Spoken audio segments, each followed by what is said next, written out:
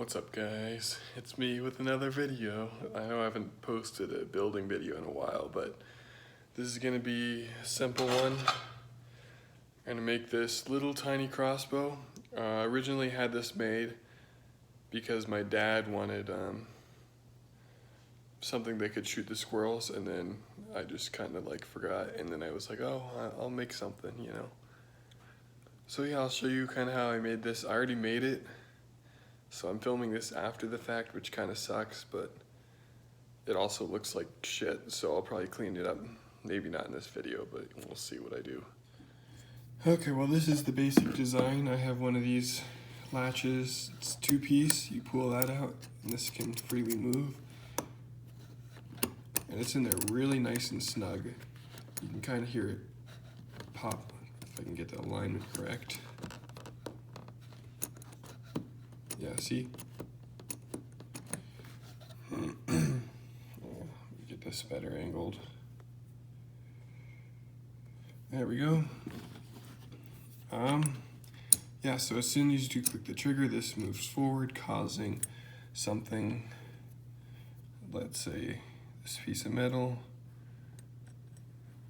to go through, and these rubber bands to shoot the projectile. These are a piece of rubber tire from my bike, and that probably wasn't the best idea because I didn't have any rubber bands or anything like that around. So yeah, well, let's get into it. The reason why I don't have anything riveted down like I originally wanted to is because I suspected I was going to make a YouTube video, and I was just like, oh yeah, might as well make one since I haven't in like 5 years. But yeah, so you can just undo all of these nuts, set them off to the side here.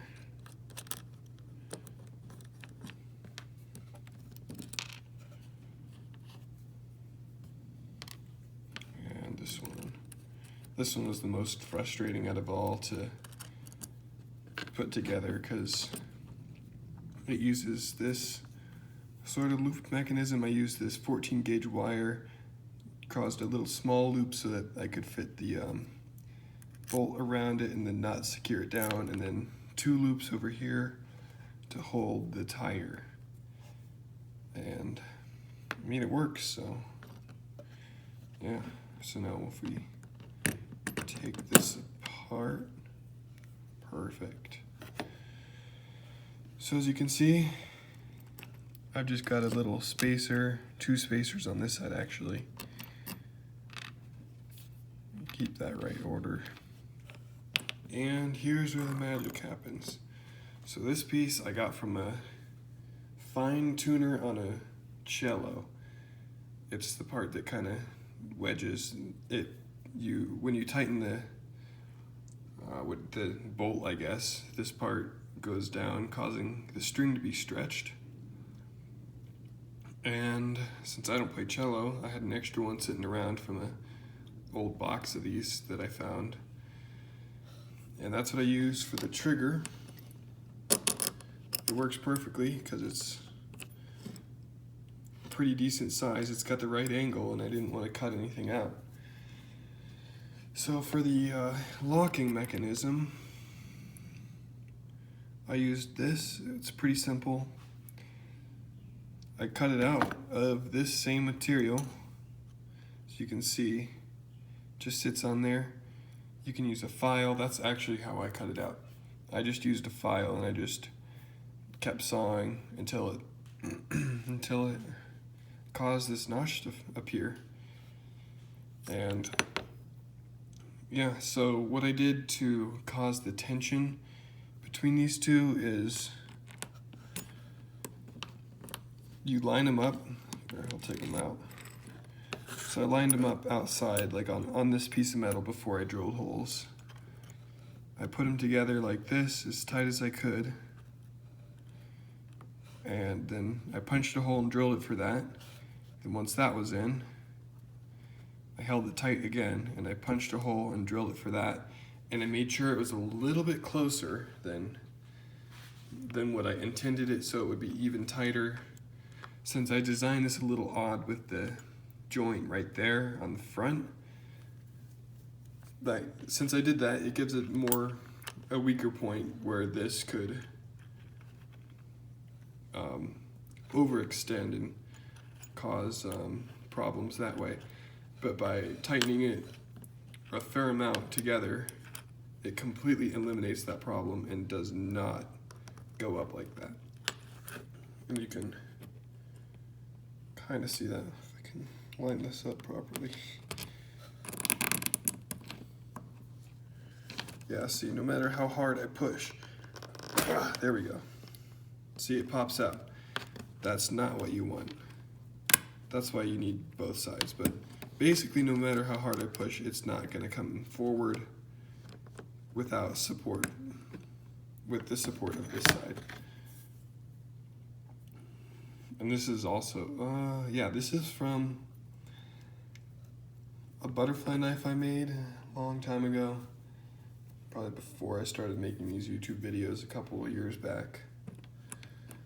So, and this cello part is thicker than 1/8 of an inch. It's not 1/4 of an inch, but it's thicker than 1/8, causing me not to be able to use like spacers that were that size. So I had to improvise. Crap, that's not what I wanted to do.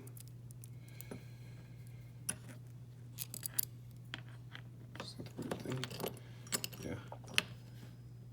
Is it? It's definitely not the right one. Oh no, that is. Okay, never mind. I'm just dumb. So yeah, so I had to use this washer and nut here to add enough space to cause a gap between the violin piece and the metal. And then you can crank that one down as tight as you want so that it'll all fit properly. So once you stick it all together, you always want to test fit it. And now, this is where the key is. It does not move forward or backward really that much. You have to put pressure on it to pull the trigger, which is what we want. So let me just reset this. Perfect. Yeah. And then if we look here, why is it so dark? Oh, too bright. As you can see, this part is more open than this part.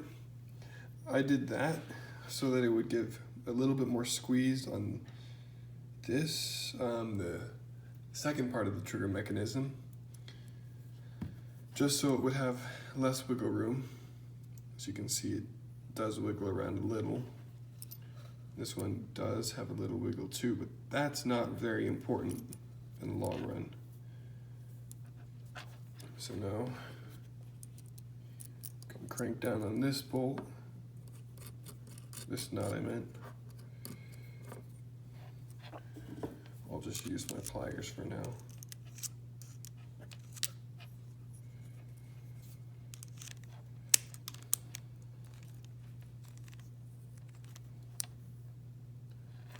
Okay, now you can test it again. If it's too tight, you can't pull the trigger down. So I'm gonna loosen up just a little bit. Wonder why I can't.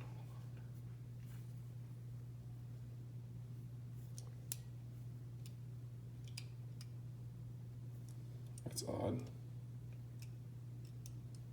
I was not having this problem before.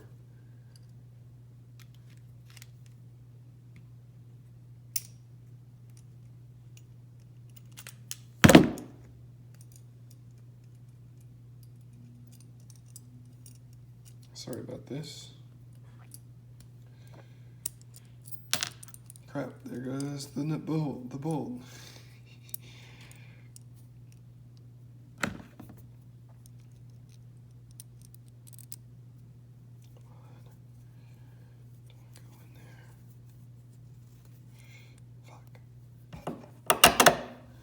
Okay, that did not sound good, but we got that in. I'm gonna bolt this in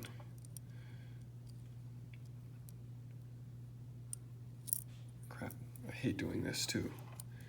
These stupid nuts are too small.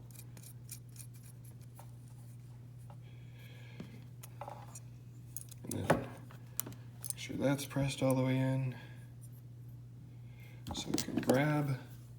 I'm gonna tighten this one first.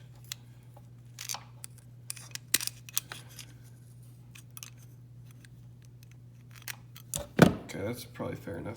So you pull that forward, this is free to spin.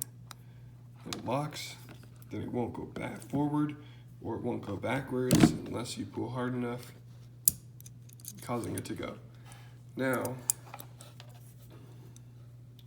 I hate putting this part on because the alignment issues it causes when you tighten down the bolts just get so annoying. So I'll do that off camera, like I probably should have done the tightening the other part. Okay, that wasn't so bad this time. But yeah, so that's basically the whole device. So if you pull this back, I put a little ring on here so it's easier to hook. Then these rubber tires fit on there perfectly. And when you pull this trigger, that shoots forward. Now you just reload it, you kind of wiggle this through, find the right spot, and to reload, you just take this ring, push it back, there you go. Doesn't really work either because the bands are so light and they don't really have any force, shooting force. But if you grab like a pencil like this and let me see if I can move the camera. Ah, perfect. You can see the nasty grossness in my workshop area. So you take your thing, you hold it here, move that crap out of the way, move more crap out of the way, and then all you do is fire. There you go. Now I lost that pencil forever. That's how you make a super simple squirrel killer. And to kill the squirrels, increase this tension on here and mount it to a pole so you don't have to get close to the squirrels. And then you get a sharp stick or piece of metal and just launch it right into the little brains. And that's the squirrel killer. Okay, thanks for watching, everyone.